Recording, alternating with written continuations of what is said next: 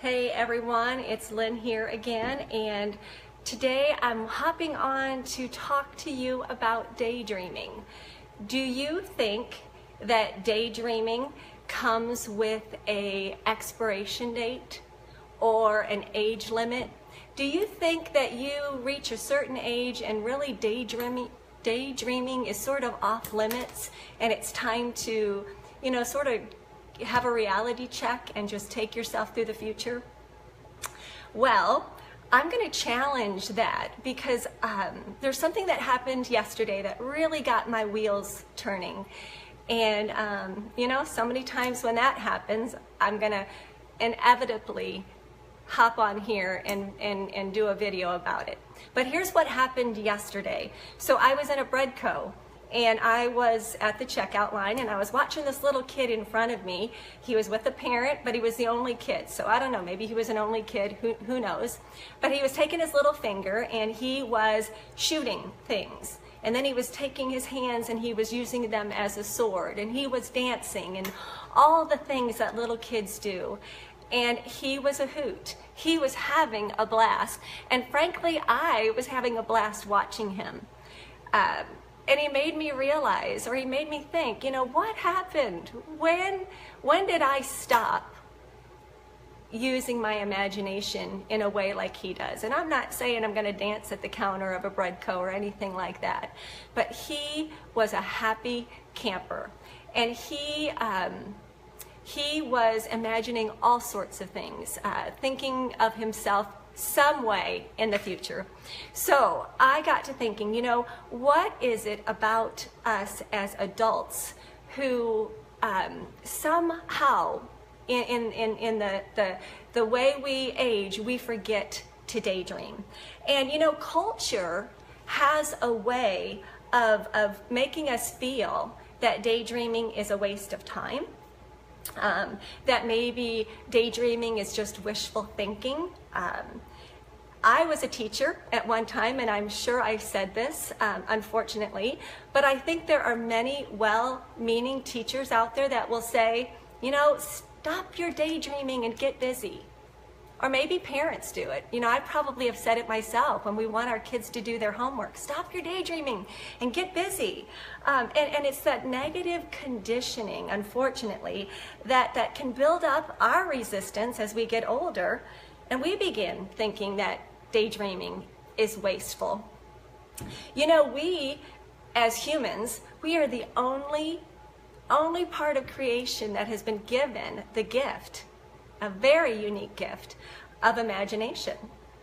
And I don't know about you, but I feel if that's the case, then we have a responsibility to continue to use our imagination. I mean, as much as I love my dogs, they're a part of creation, but my dogs don't go around imagining themselves to be, Dobermans or German Shepherds. They don't have the ability that we do. So I think that we need to continue with that gift we've been given and continue to imagine. Imagination can ignite this passion in us. Unfortunately, we as adults, we are forced into responsibility. I mean, I watch my kids now at college, and they're already having to sort of force themselves into this responsibility. It's a good thing, but it can also be a bad thing.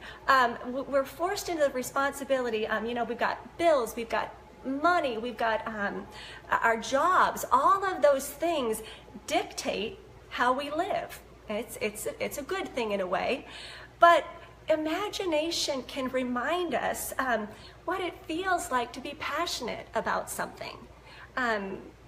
What sort of gifts do we have inside? Imagination creates thoughts of our future, the way things could be. When we stay immersed in our day-to-day things that are directly in front of us, our problems and our challenges, whatever they may be, we are continually creating the same challenges and same problems over and over again, and we're sort of like that hamster on the hamster wheel, or maybe we wake up in the morning and we say things like, you know, another day, another dollar. There's a show on TV that I love, and I don't watch it very much anymore because my kids are older and they don't watch it as much, but I loved that show, How It's Made. I think it was called How It's Made, something like that. But you'd watch something out there, and it would take you through the process of how they actually make it, and then they put it out into the you know, into the store or whatever. But I loved watching that show, and quite often you would see this thing come down the assembly line, and it was just like do do do do do do, and you'd go, oh wow, I didn't know it was made like that. Well, we're sort of like that. We're like this, either this hamster on the hamster wheel, or we're like that little thing on the assembly line. We just go through our life, do boom boom boom boom. And I'm not saying it's a bad thing, but I am saying, you know, to use our imagination to continue to say, what if? What if? Imagination can be so magical. When you watch a kid play, like I was watching the kid play yesterday, you really do kind of see this magic happen. Not many people can take a box, like a kid can, and pretend it's a castle or a rocket ship, whatever. Not many people, except kids, can take a ruler or a stick and make it into a bow, or a gun, or a sword.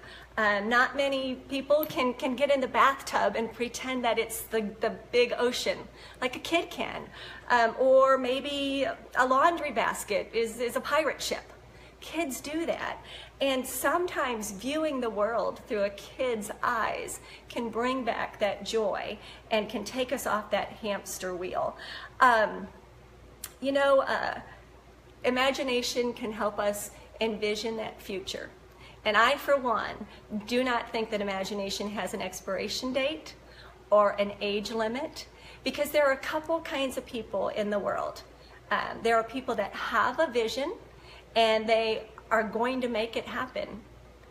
And then there are people who just let it happen. You know, whenever it happens, it happens. You know, whenever the time is. And I don't want to be like that. I want to make my future happen, and I'm going to continue to imagine and work my way into making things happen. So that's it. So I don't know how long this video is, but that's it. That's the story from Lynn. So if you've got anything that you want to say, I mean, what are you imagining? Have you quit imagining things? Or what are some things that you can't wait to see happen because you are imagining and you are creating a vision for your future?